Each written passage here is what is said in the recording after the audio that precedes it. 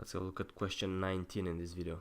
So we have an official from the Securities Commission that estimates 25% of all investment bankers have profited from insider information.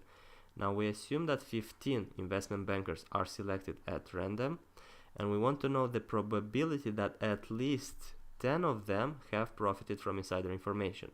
So what do we have here? We have two possible options. We have bankers that profited from insider information, and we have bankers that did not profit.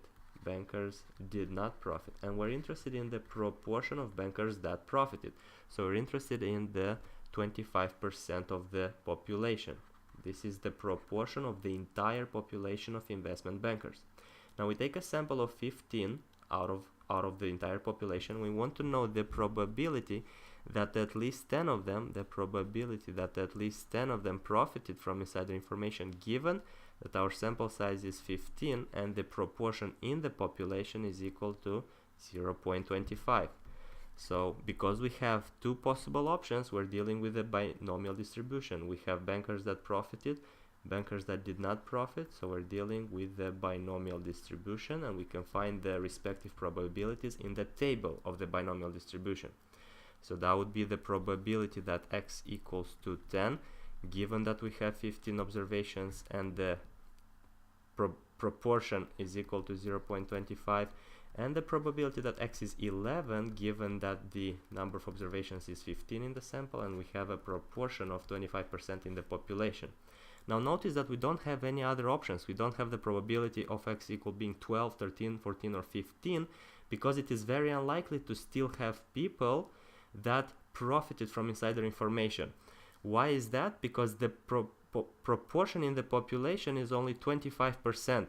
So having 12 people out of a 15 sample who profited from insider information, knowing that we expect only 25% of them to profit, only a quarter from the 12 we expect to have profited, only a quarter from the 15 in the sample we expect to have profited, so 12 out of 15, which is almost the entire sample, is very unlikely to profit from insider information. That's why the probability of such a case is only 0. And obviously, if we increase the number of observations to 13, 14, and 15, basically we're approaching an entire sample that profited from insider information. That's very unlikely because we only expect 25% of them to profit from insider information.